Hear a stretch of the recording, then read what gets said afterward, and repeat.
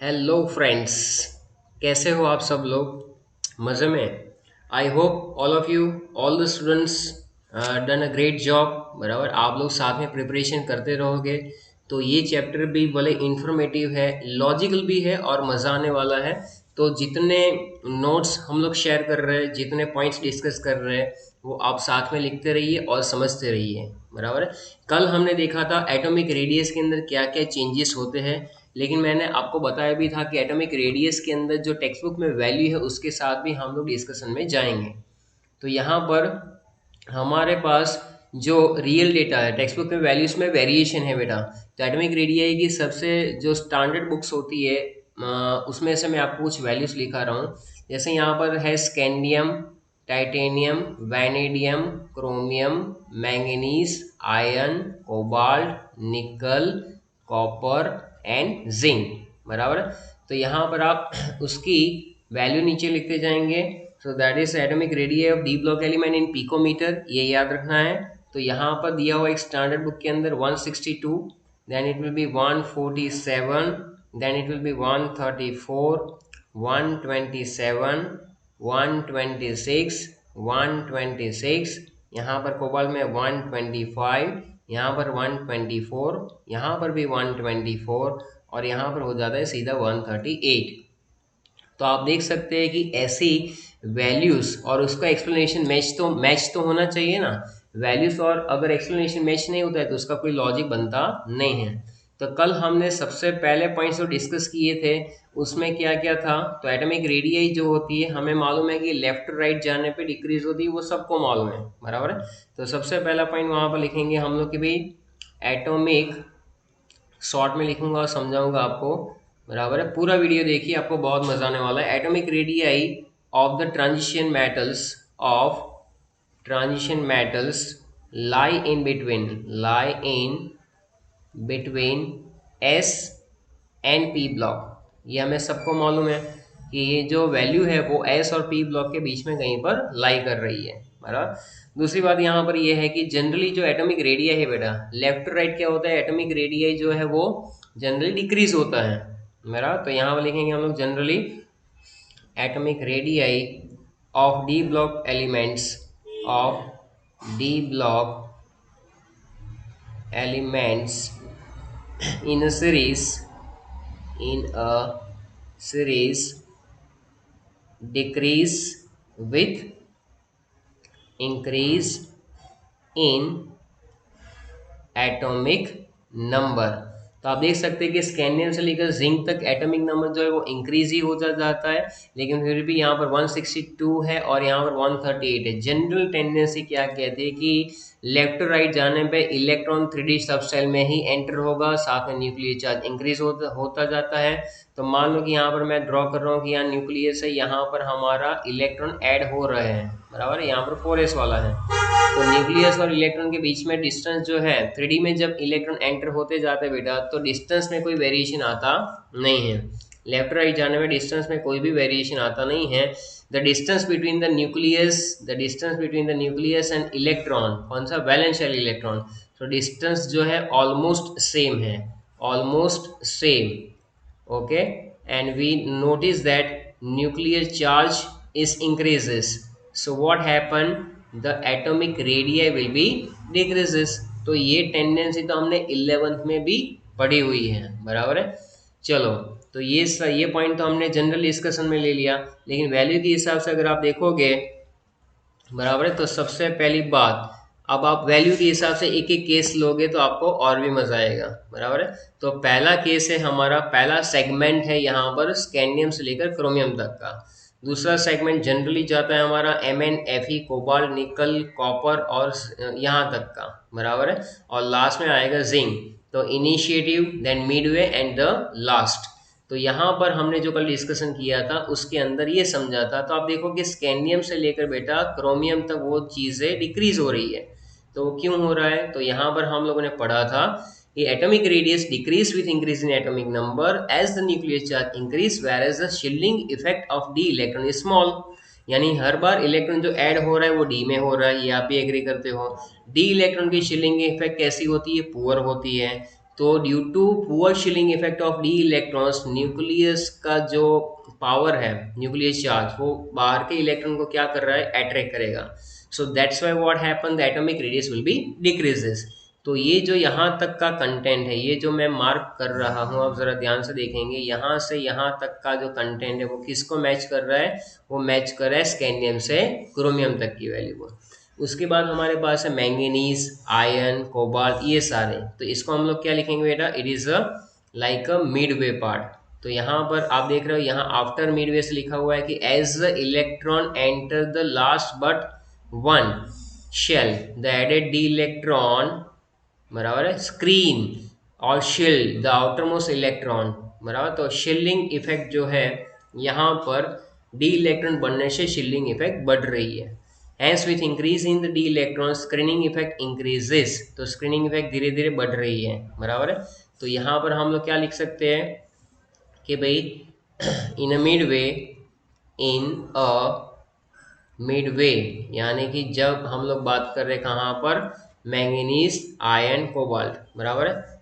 तो यहाँ पर दो चीज़ है बेटा, d electron is also increases, nuclear charge is also increases, and this counterbalance, ये काउंटर बैलेंस हो जाता है, जैसे इलेक्ट्रॉन भी बढ़ रहा है वैसे इसका इफेक्टिव न्यूक्लियर चार्ज भी बढ़ रहा है। तो डी इलेक्ट्रॉन जो है वो स्क्रीनिंग इफेक्ट बढ़ा रहा है, हालांकि पुअर शीलिंग इफेक्ट, लेकिन न्यूक्लियर चार्ज भी बढ़ रहा है। तो ये दोनों एक दूसरे के इक्वल हो जाने से आप देख सकते हो कि मैंगनीज में, आयरन में, कोबाल्ट में या निकल में कोई ज़्यादा वेरिएशन नहीं है।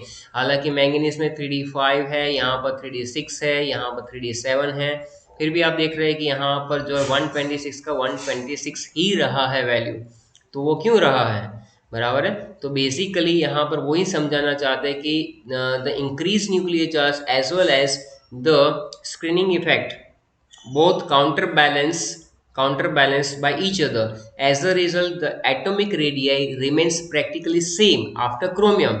तो Fe के अंदर हमने देखा दोनों ऑपोजिंग टेंडेंसीज है, ऑलमोस्ट काउंटर बैलेंस कर देती एक दूसरे को, इसकी वजह से बेटा यहाँ पर कोई चेंज आता नहीं है।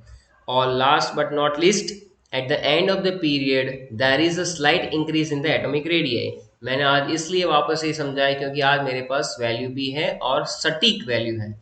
कॉपर से जिंक में क्या हुआ, 124 से सीधा जंप आया 138 का। तो यहाँ पर लिखने में टाइम वेस्ट ना करते हुए एक्सप्लेनेशन में आगे बढ़ेंगे। तो जैसे जैसे एंड में जाएंगे, जिंक के अंदर डी में 10 इलेक्ट्रॉन हो जाएंगे, हालांकि कॉपर में भी होते हैं, लेकिन फिर भी जिंक में जो है केस अलग ही होता है, बराबर है, क्योंकि वो एक्सेप्शनल केस है, जिंक रेगुलर केस में है। तो यहाँ पर आप देख सकते हैं, यहाँ पर लिखा हुआ है near the end of the series increase the electron electron repulsion, यानी कि मान लो कि डी के अंदर जो 10 इलेक्ट्रॉन हो गए, तो जितने भी इलेक्ट्रॉन है वो इलेक्ट्रॉन इलेक्ट्रॉन के बीच में क्या होने लगेगा, इलेक्ट्रॉन इलेक्ट्रॉन के बीच में रिपल्सन बहुत बढ़ जाएगा। तो ये रिपल्सन जितना बढ़ेगा उसी तरह से क्या होगा बेटा कि वो धक्का देंगे किसको, वैलेंशियल इलेक्ट्रॉन को बहुत ही जोरदार रिपल करेंगे, बराबर। तो न्यूक्लियस जो है वो वैलेंशियल के इलेक्ट्रॉन के ऊपर इतना अपना हक नहीं जता सकता है, बराबर, यानी कि अट्रैक्शन इतना होगा नहीं, बराबर। इसी तरह से तो ये रीजन है, क्या लिखा हुआ है, रिपल्सन बिटवीन एडेड इलेक्ट्रॉन्स, बराबर, is high, is the same and greater than the attractive forces due to increased nuclear charge. This result in the expansion of the electron cloud and thus the atomic radius increases. तो ये point बहुत ही important है जो आज हमने वापस repeat किया। And बाकी simple atomic radius down the group, कल भी मैंने आपको बताया था कि वो हमने पढ़ा हुआ है कि ग्रुप की जहाँ पर बात आती है, मान लो कि यहाँ पर हम लोग फर्स्ट ट्रांजिशन सीरीज की बात कर रहे हैं, फिर सेकंड ट्रांजिशन सीरीज में इलेक्ट्रॉन 4D में एंटर होता है, उसके बाद इलेक्ट्रॉन 5D में एंटर होता है।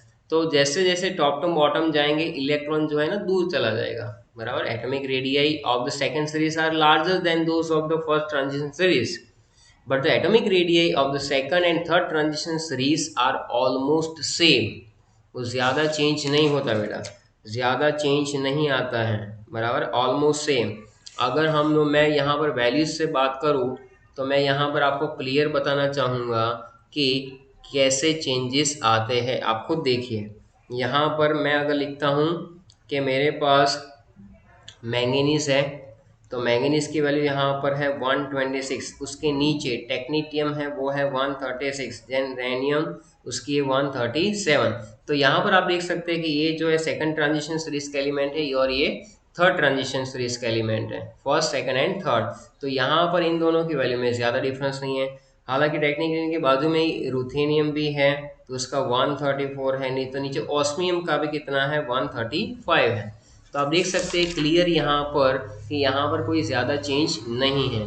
तो इसके पीछे का लॉजिक क्या है, तो यहाँ पर बताया हुआ है कि atomic radii of the elements of the second and third transition metals are nearly same due to lanthanoid contraction. तो लेंथेनॉइड कॉन्ट्रिक्शन की वजह से ये थोड़ा सा सिमिलर रहता है। और वो इसके बाद हम लोग डिस्कस करने वाले हैं लेंथेनॉइड कॉन्ट्रिक्शन जो है वो एक इलेक्ट्रॉन रिपल्सन का और एट्रैक्शन का ही सवाल होता है। बराबर, कॉन्ट्रैक्शन यानी वो क्या होगा कि न्यूक्लियर चार्ज जो टॉप टू बॉटम बढ़ेगा, बराबर है, और आने वाले इलेक्ट्रॉन जो है डी सबसेल या तो एफ सबसेल में जाएंगे, ये हमें मालूम है सब लोगों को, और उसकी पुअर शिलिंग इफेक्ट होती है तो ज़्यादा कोई चेंज आता नहीं है और वो कॉन्ट्रैक्ट हो जाता है, इसकी वजह से कोई चेंज रहता नहीं है। So that's how the atomic radii is completed.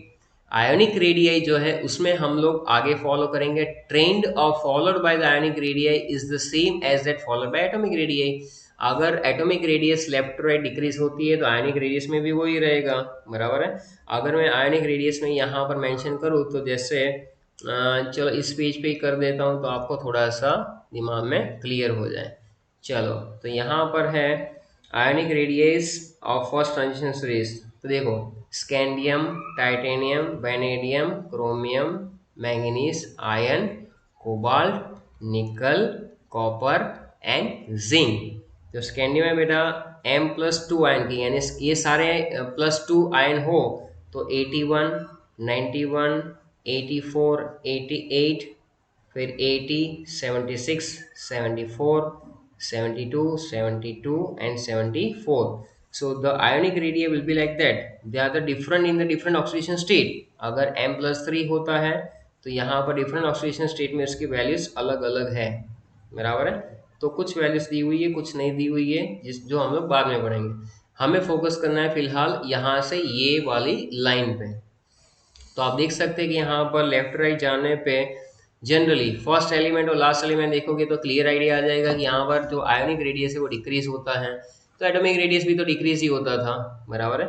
So in general the atomic radii ionic radii decrease with increase in oxidation state, बराबर है। M+2 आयन जो है बेसिकली ये है क्या कि जब कभी भी मेटल में से कैटायन बनता है तो हमेशा छोटा ही होता है, cation is always smaller than parent atom. M+2 में से M+3 बनेगा तो और छोटा हो जाएगा क्योंकि वहां पर इफेक्टिव न्यूक्लियर चार्ज बढ़ जाता है और नंबर ऑफ इलेक्ट्रॉन्स कम रहते हैं। So that's how it will be. Ionic radii transition metals के डिफरेंट होते हैं डिफरेंट ऑक्सीडेशन स्टेट में। दूसरी बात, the ionic radii of transition metals are smaller than those of the representative elements belonging to the same period, बराबर है। तो ये हमने डिस्कस किया। अब हम लोग डिस्कस करने वाले हैं मेटेलिक कैरेक्टर के बारे में। तो बहुत ही इंपॉर्टेंट पॉइंट है ये मेटेलिक कैरेक्टर का, ध्यान से सुनिए। एक्सेप्ट मर्क्यूरी, ये एमसीक्यू में भी पूछा जाता है कि मर्क्यूरी जो है वो कैसा है, लिक्विड है। बाकी सारे ट्रांजिशन एलिमेंट जो होते हैं वो अपने टिपिकल मेटालिक स्ट्रक्चर में रहते हैं। They exhibit all the characteristics of metals, यानी मेटल्स कैसे होते हैं, डक्टाइल है, मेलेबल है, हार्ड है, conduct the electricity, thermal conductivity, all of that. तो ये सारी प्रॉपर्टी यहाँ पर है ही, तो ये मुझे बताने की ज़रूरत नहीं है, ये छोटा बच्चा भी अगर पढ़ेगा तो आने वाला है, बराबर। लेकिन आप तो बड़े हो चुके हो, चलो ठीक है, बराबर, एंजॉय करो, मस्त चैप्टर है। नेक्स्ट है यहाँ पर transition elements have relatively low ionization energy and have 1 or 2 electrons in their outermost energy level। चलो ठीक है, क्या बताया कि लो आयनाइजेशन एनर्जी है भैया इसकी, बराबर है। तो लो आयनाइजेशन एनर्जी का मतलब क्या कि भाई इलेक्ट्रॉन को रिमूव करने के लिए एनर्जी जो देनी पड़ती है वो बहुत ही कम रहती है यहाँ पर, बराबर। लो आयनाइजेशन एंथैल्पी है, बराबर है, बिकॉज मेटेलिक बॉन्ड्स जो है ना, इसमें मेटेलिक बॉन्ड होते हैं, फ्री इलेक्ट्रॉन रहते हैं यानी डीलोकलाइज इलेक्ट्रॉन, तो they behave as metals. And यहाँ पर दूसरी बात ये भी है कि अनपेयर्ड डी इलेक्ट्रॉन जो है वो रिजल्ट में, यानी कि मैं तुम्हें बता दूं कि यहाँ पर मान लो कि ये जो है ये कर्नल हुआ और ये हुआ डीलोकलाइज इलेक्ट्रॉन बेटा, तो मेटालिक बॉन्ड में क्या बढ़ा था, there is attraction force between the delocalised electrons and kernel, मतलब ये मेटालिक बॉन्ड की बात थी। तो क्या कहना चाहते हैं कि ट्रांजिशन में elements relatively low ionisation energy, and क्यों भाई ऐसा है लो आयन, बिकॉज उसके वैलेंस शेल में ज्यादा इलेक्ट्रॉन है ही नहीं, 1 और 2 इलेक्ट्रॉन्स, दैट्स वाई। तो उसको रिमूव करने के लिए एनर्जी भी कम लगती है, और उसी की बदौलत मेटालिक बॉन्ड्स फॉर्म होते हैं, hence they behave as metals. Greater the number of unpair d electron, याद रखना ये मोस्ट इंपॉर्टेंट है, most important, greater the number of unpair d electron stronger is the bonding due to the overlapping of unpair electrons between the different metal atom. यानी कि जितने unpaired electron ज्यादा होंगे तो आप कितना याद रखोगे, सीधा unpaired electron directly proportional to the metallic character, metallic metallic character, यानी जितने अनपेयर इलेक्ट्रॉन ज्यादा होंगे उतना ही बराबर है क्या होगा, मेटेलिक कैरेक्टर ज्यादा रहेगा बेटा। तो greater the number of unpair electrons stronger is the bonding due to overlapping of that, and that's why we can say that ये क्रोमियम है, मॉलिब्डेनम है या तो टंगस्टन है, मैक्सिमम। देखो इसका एग्जाम्पल भी मैं आपको दे रहा हूँ, यहाँ पर मैं आपको एग्जाम्पल दे रहा हूँ कि भैया मेटेलिक कैरेक्टर में क्या क्या एक्स्ट्रा याद रखना है। तो आप लिखेंगे मेटेलिक कैरेक्टर, शॉर्ट में कैसे याद रखेंगे, number of unpaired electron increases, electropositive character और मेटालिक कैरेक्टर जो है वो बढ़ेगा, बराबर है। मेटालिक कैरेक्टर बढ़ेगा तो इसके हिसाब से क्रोमियम है, मॉलिब्डेनम है या तो टंगस्टन है, they have maximum number of unpaired electron, बराबर, and therefore they are hard metals, and therefore they are hard metals. Where zinc है या तो कैडमियम है या तो मर्क्यूरी है, मेरा are not very hard, are not very hard metals. क्यों भैया, उसमें सारे के सारे इलेक्ट्रॉन स्क्वायर अप हो जाते हैं, सो वो हार्ड नहीं रहेंगे, they are not very hard metals, मेरा due to absence of unpaired electron. चलो क्लियर। अब ये सवाल जो आएगा तो तुम्हें समझ में आ जाना चाहिए कि कैसे ये हम लोग इसको सॉल्व आउट कर सकते हैं। Then we are moving on the next, that is called melting point, बराबर है। हमें इसके बाद डिस्कस करना है क्या बेटा, मेल्टिंग पॉइंट। तो मेल्टिंग पॉइंट में कौन कौन से पॉइंट है तो जरा ध्यान से देखो।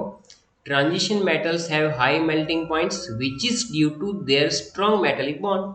ट्रांजिशन मेटल जो है बाकी सबकी कंपैरिजन में कैसा है, मेल्टिंग पॉइंट में ज़्यादा है, बराबर है। और ये किसकी वजह से, वो भी लिखा हुआ है कि भाई मेटेलिक बॉन्ड बनाता है, तो डीलोकलाइज्ड इलेक्ट्रॉन ज़्यादा हो गए तो मेटेलिक बॉन्ड भी बनेंगे, बराबर। So the melting point of transition metals rise to a maximum and then the fall as the atomic number increases. तो manganese and technetium have abnormally low melting point, बराबर है, ये रहता है। अगर मैं यहाँ पर एंथैल्पी ऑफ एटोमाइजेशन की बात करूँ तो थोड़ा सा आपको यहाँ पर आइडिया मिल सकता है। देखो, तो यहाँ पर अगर मैं बात करूँ मेल्टिंग पॉइंट की, तो यहाँ पर हमें थोड़ी सी वैल्यू के बारे में पता होना चाहिए, जैसे कि scandium, titanium, vanadium, chromium, manganese, iron, cobalt, nickel, copper and zinc. तो यहाँ पर है 326, 473, 515, 397, 281, 416, 425, 430, 339 एंड 126। डन, ये है बेटा। तो आप देख सकते हैं कि ये जो मेटल्स है, बराबर है, यहाँ पर strong metallic bonds between the atoms of this elements वो रिस्पॉन्सिबल हैं। मान लो कि यहाँ पर मेरे पास मेटल के, ये मेटल का एक एटम है, ये मेटल का दूसरा एटम है। अब इसके बीच में क्या होगा, इसके बीच में क्या होता है, strong metallic bond, strong metallic bond, बराबर। That's why it has a high melting point, बराबर, और बॉइलिंग पॉइंट भी हो सकता है। This is clear from their enthalpy of atomization. ये यहाँ से हमें क्लियर आइडिया पता चल ही जाता है। तो आप देख सकते हैं कि टाइटेनियम है या तो वैनेडियम है, क्रोमियम है, कैसे कैसे चेंजेस आ रहे हैं। बराबर है। तो ये चेंजेस जो है उसमें ज़्यादा डिटेल में जाने की ज़रूरत है नहीं, सिर्फ इतना कर लो कि भाई the metallic bond depends upon the unpaired electron. Metallic bond किसके ऊपर डिपेंड रहता है, यहाँ पे लिखा है the number of unpaired electron. The melting point first increases from scandium to chromium reach the maximum value, maximum value पे जाता है, बराबर है। And then decrease from Fe to zinc. तो यहाँ पर मैंने लिखा है ना, आप देख सकते हैं कि Fe से जिंक तक वो वापस इसमें चला जाएगा, तो ये डिक्रीज हो रहा है, बराबर। यहाँ से यहाँ तक आप जाओ तो ये इंक्रीज होता जाता है, बराबर, क्रोमियम तक बढ़ता रहता है। तो ये चीज़ें हैं। अब हर एक केसेस यहाँ पर अलग अलग समझने की कोई ज़रूरत है नहीं। टंगस्टन जो होगा, ये इतनी चीज़ें याद रखो, ये एमसीक्यू में बहुत ज़्यादा इंपॉर्टेंट बेटा। Tungsten has the highest melting point. Tungsten जो होता है उसका मेल्टिंग पॉइंट काफ़ी ज़्यादा रहता है, थर्ड ट्रांजिशन सीरीज में पीक पे रहता है। अगर आप ग्राफ अपनी टेक्स्ट बुक में देख रहे हो तो उसके अंदर पीक पे टंगस्टन होगा। Mercury has the lowest melting point, mercury का सबसे कम रहेगा, बराबर। And manganese has the lowest melting point in 3D series, typical transition element है, इसका कोई साइंटिफिक रीज़न नहीं दिया हुआ है, it is typical transition element. चलो ठीक है, तो ये चीज़ें हमने यहाँ पर एक्सप्लेन कर ली है। अब हम लोग आगे बढ़ेंगे नेक्स्ट पॉइंट के ऊपर। Okay, moving on the next point. तो यहाँ पर नेक्स्ट पॉइंट में है हमारे पास, ये रहा आयनाइजेशन एनर्जी, बराबर है। तो आप देख सकते हैं कि first ionisation enthalpy of d block elements lie between the s and p block element, ये लिखा हुआ है। ये वाला पॉइंट बिल्कुल इजी है, इसमें कोई डिटेलिंग की ज़रूरत नहीं है, बराबर। ये वाला, they are higher than those of s block element and lesser than those of p block element, क्योंकि लेफ्ट टू राइट जाते हैं तो आयनाइजेशन एंथैल्पी क्या होती है, बढ़ती है। तो एस से ज़्यादा होगी, पी से कम होगी। The ionization enthalpy gradually increase with increase in the atomic number. Ionization enthalpy atomic number बढ़ने से बढ़ती रहती है, बराबर है। First ionization enthalpy, second and third, all of that along a given transition series। अब यहाँ पर क्या है, the increasing ionisation enthalpy are due to increase in the nuclear charge, increase in the atomic number. Left right जाने पे atomic number बढ़ता है, atomic number बढ़ने से एट्रैक्शन बढ़ता है। एट्रैक्शन बढ़ेगा तो इलेक्ट्रॉन को तुम बुलाओगे ना, इधर आ एनर्जी देकर ले बेटा, एनर्जी ले ले और निकल जा, तो नहीं निकलेगा, उसका मन ही नहीं है, बराबर। तो होगा क्या, क्योंकि साइज रिड्यूस हो जाएगी, मेरा साइज रिड्यूस होने से क्या होगा, एटम जो है श्रिंक हो जाएगा, तो making the removal of outer electron difficult, बराबर। एक जनरल टेंडेंसी हमने लिखी यहाँ पर। तो अगर हम लोग फर्स्ट आयनाइजेशन एंथैल्पी के बारे में यहाँ पर लिखें, बराबर, तो देखो कि क्या यहाँ पर मैं आपको थोड़ी सी वैल्यू के साथ भी बताता हूँ। ओके, चलो। तो यहाँ पर बेटा आयनाइजेशन एंथैल्पी है किलो जूल पर मोल में, ionization enthalpy in kilo joule per mole. चलो ठीक है, सबसे पहले scandium, titanium, vanadium, chromium, iron, sorry manganese, iron, cobalt, nickel, copper and zinc. Value सिर्फ आपके नॉलेज के लिए बता रहा हूँ और रेफरेंस के लिए। 631 दिया हुआ है, 656, then 650, then 653, then 717, then it will be 762, then it will be 758, then it will be 736, 736 के बाद 745 and then it will be 906। तो आप देख सकते हैं यहाँ पर से इंक्रीज हुआ, वापस थोड़ा सा डिक्रीज, वापस इंक्रीज, वापस इंक्रीज हुआ, फिर वापस आप इंक्रीज होते हुए दिख रहे हो, बराबर। फिर सडनली डिक्रीज हुआ, यहाँ पर भी डिक्रीज, यहाँ पर जो है थोड़ा सा इंक्रीज, यहाँ पर बहुत ज़्यादा इंक्रीज। तो जनरल टेंडेंसी देखोगे तो यहाँ से यहाँ पर जो है 631 से 745 और 906 इंक्रीज हो रहा है, बराबर। तो आयनाइजेशन एंथैल्पी में क्यों ऐसा होता है, अब ये सारे पॉइंट्स पढ़ोगे तो क्लियर हो जाएगा। पहली बात कि भाई जैसे जैसे लेफ्ट राइट जाएंगे तो एटॉमिक नंबर बढ़ेगा, एटॉमिक नंबर बढ़ेगा तो न्यूक्लियर चार्ज इंक्रीज होगा, न्यूक्लियर चार्ज इंक्रीज होगा तो क्या होगा, एटम थोड़ा सा श्रिंक होगा, बराबर, एटॉमिक साइज डिक्रीज होगी, and that's why the energy which is required to remove the electron it is high. Okay, next point है, in a given series the difference in the ionization enthalpy between any two successive d block element is very much less. अगर आपने देखा होगा तो यहाँ पर 631 से 656, फिर 650, 653, यानी 2 से 3 या 10, ज़्यादा बहुत बड़ा डिफरेंस नहीं है बेटा जी, बराबर है, ये कहना चाहते हैं। तो यहाँ पर ऐसा क्यों नहीं है? तो कुछ लोग ऐसा लल्लू की तरह सोच रहे होंगे, बेटा ये रहा आंसर इसका, देखो कि ये डिफरेंस जो है वो ज़्यादा नहीं है जैसे एस और पी ब्लॉक में हमें देखने को मिलता है। एस और पी ब्लॉक में सक्सेसिव एलिमेंट में ज़्यादा बड़ा डिफरेंस होता है, यानी मान लो कि भाई हमें सोडियम में से इलेक्ट्रॉन निकालना है, मैग्नीशियम में से निकालना है, तो there is a much more difference value में, और यहाँ पर वैल्यू में ज़्यादा डिफरेंस नहीं है। क्यों? The addition of d electron in the last, d electron जो होता है वो किस में जाता है? 3D में जाता है, बराबर है। And with increase in atomic number provide a screening effect, तो डी इलेक्ट्रॉन में स्क्रीनिंग इफेक्ट लगी रहेगी। The shield the outer S electron, यानी कि वो वैलेंस इलेक्ट्रॉन को क्या करेगा? रिपल करेगा, स्क्रीन करेगा, शील्ड करेगा, बात एक ही है। किससे शील्ड कर रहा है? फ्रॉम द इनवर्ड न्यूक्लियर पोल, अंदर वाला खींच रहा है, बाहर वाला बोल रहा है चल निकल, अंदर वाला खींच रहा है अट्रैक्शन फोर्स, लेकिन डी इलेक्ट्रॉन बोलता है चल हट।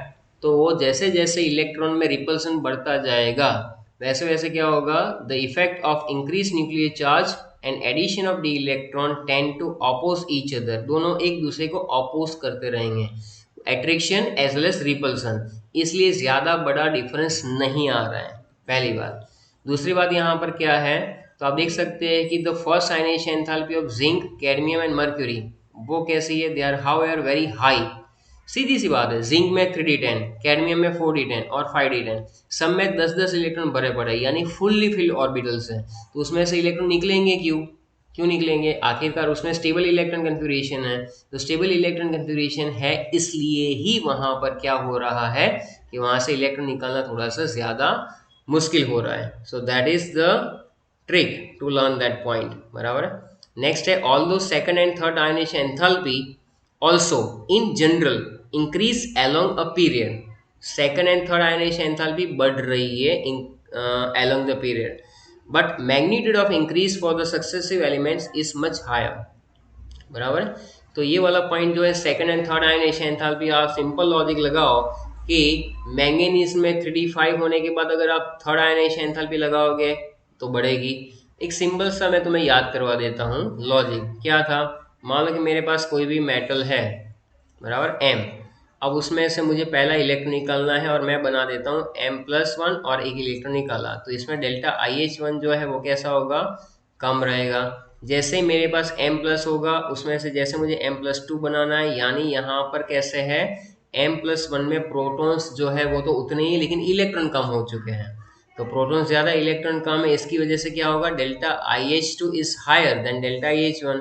इसी तरह से जब आप m+2 में से m+3 बनाते हो और स्टेबल इलेक्ट्रॉन कन्फिगरेशन आ गई तो delta IH3 is always higher. तो जनरल टेंडेंसी में भी delta IH3 greater than delta IH1 greater than delta IH, sorry यहाँ 2 और यहाँ पर 1, इस तरह से टेंडेंसी तो आपने वहाँ पर भी पढ़ी थी 11th में, बराबर। तो ये पॉइंट हम लोग समझ सकते हैं वहाँ से भी।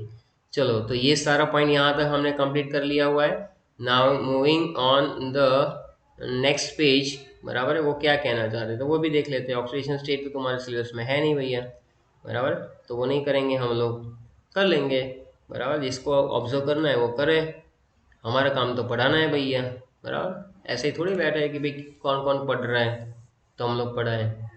चलो, फिफ्थ वाला क्या है? The high values of third ionisation enthalpy for copper, निकल and zinc explain why they show the maximum oxidation state +2।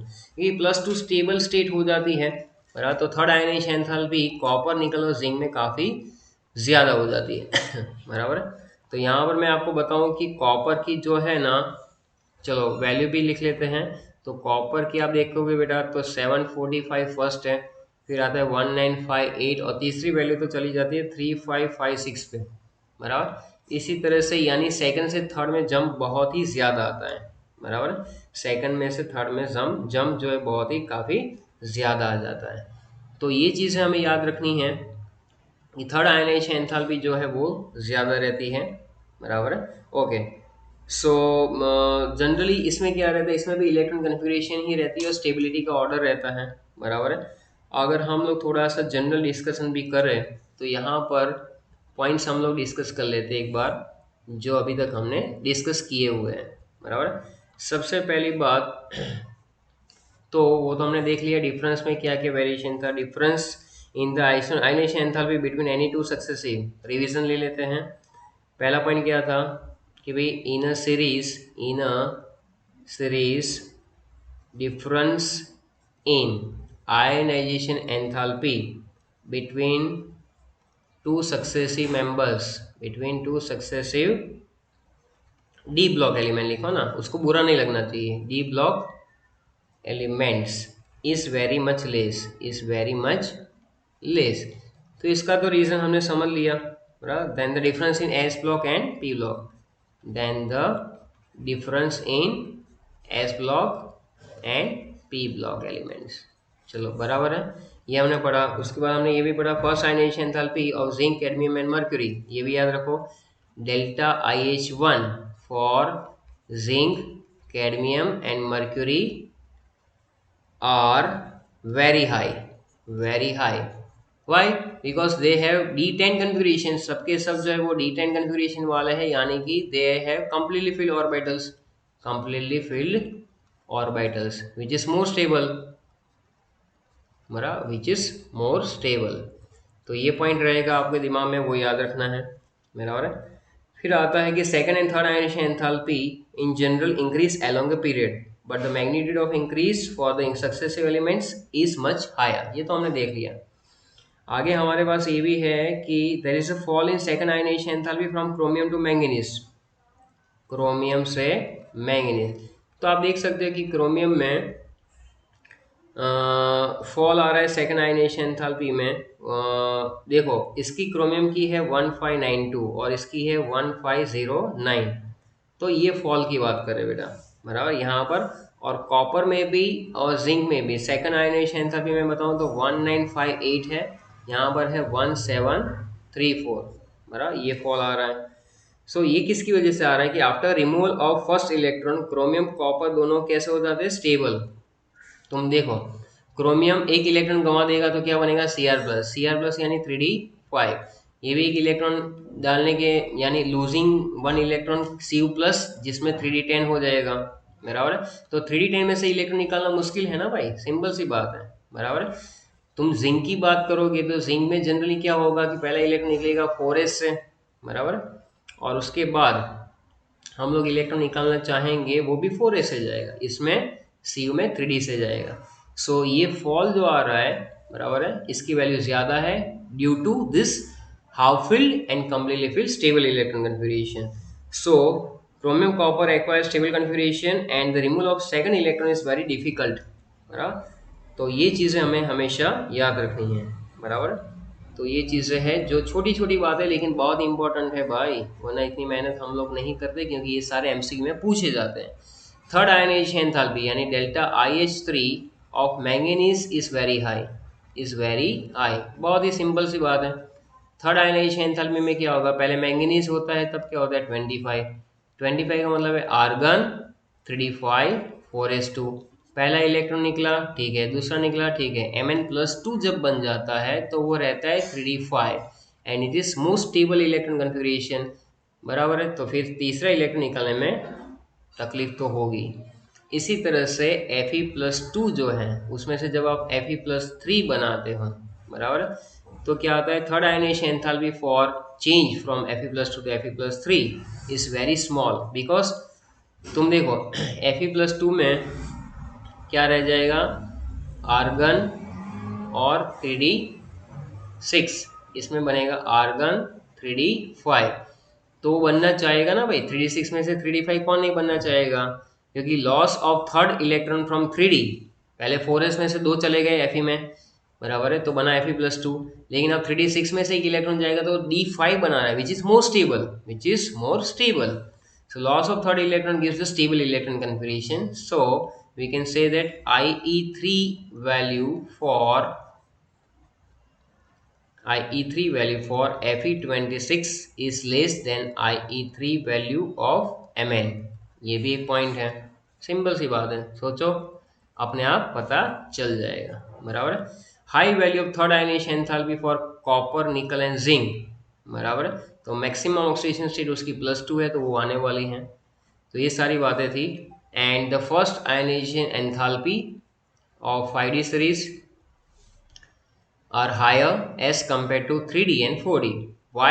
Because weak shielding effect nucleus by 4f electron, क्योंकि जैसे जैसे आप नीचे आओगे 4f में इलेक्ट्रॉन जाएंगे, f इलेक्ट्रॉन के शील्डिंग इफेक्ट बहुत ही पुअर है। शील्डिंग इफेक्ट पुअर होने का मतलब है कि वो वैलेंशियल इलेक्ट्रॉन को रिपल्सन कम करेंगे, तो उसका एट्रैक्शन ज़्यादा रहेगा। इसकी वजह से बराबर है, in 5D elements result in a greater effective nuclear charge acting on the outer valence electron. So we can say that कि 5D एलिमेंट्स जो है उसकी फर्स्ट आयनेशन एंथैल्पी हायर होती है 3D और 4D से। सिंपल सी बात है। तो यहाँ तक का कंटेंट हमने कंप्लीट किया। मूविंग ऑन द नेक्स्ट, फिर से मिलेंगे नए एपिसोड के अंदर, बराबर है। टेक केयर, पढ़ते रहिए, कीप रॉकिंग। और हाँ, पहली बार इस चैनल पे आ रहे हो, subscribe the channel and share it. Thank you very much.